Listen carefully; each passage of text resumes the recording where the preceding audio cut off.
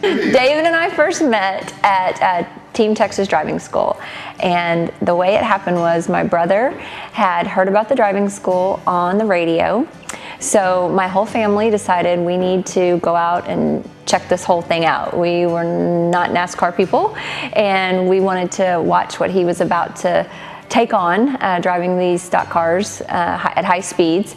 So my mom, me, my brother, and my brother David, and then his wife and his kids and her mom and dad, we all packed up and ran out to the racetrack.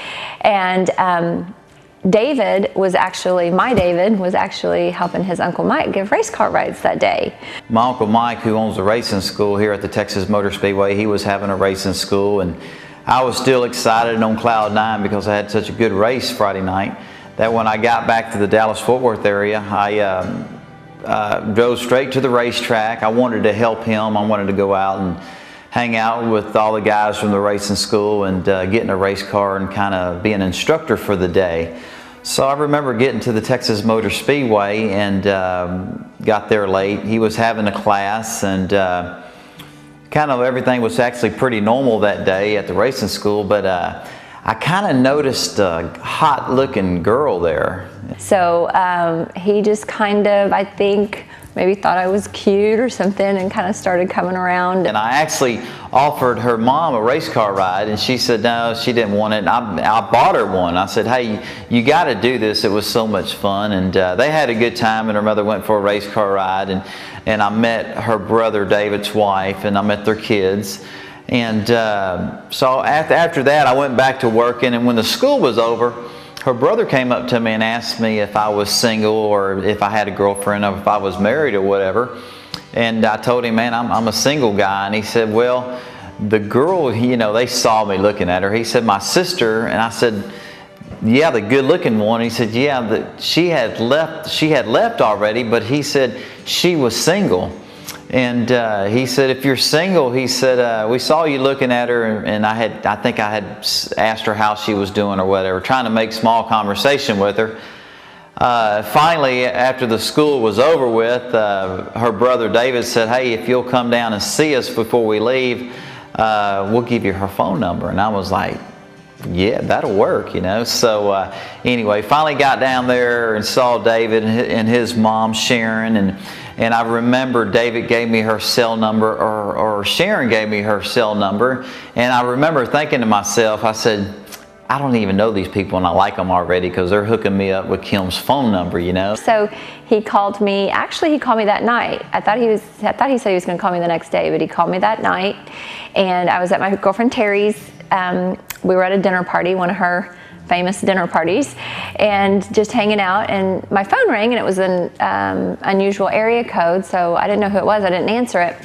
Well, they left a message, and it turned out to be David, so I went back and I listened to the message, and he was really sweet. And so anyway, I called him on Sunday, and we talked for about an hour and a half, and he said, well, I have to go to Charlotte for about a week and a half, but how about we go out that Monday when I get back?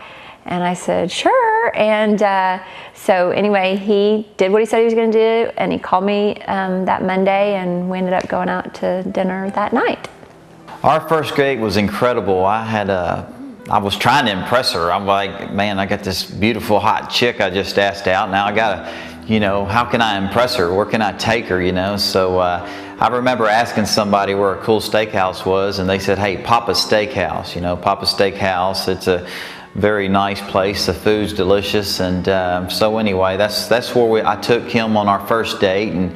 And when we got to the restaurant, the host, I guess he had made reservations, and the host came over and sat us. And we ordered dinner and just had a lot of great conversation, you know, getting to know her. You know, I just, like I said, the more time I spent with her, the more I just fell in love with her. And it was fun. We must have sat there for 4 hours and just talked about our families and just different things. And I remember it like it was yesterday. It was a great date. But one of the funniest things, I guess, you know, when me and Kim met at the racetrack, and I talked to her that next day, you know, I never really told her that I was a race car driver. She didn't know actually what I did. And we were there eating dinner. I think dinner was over with, but we had ordered some desserts.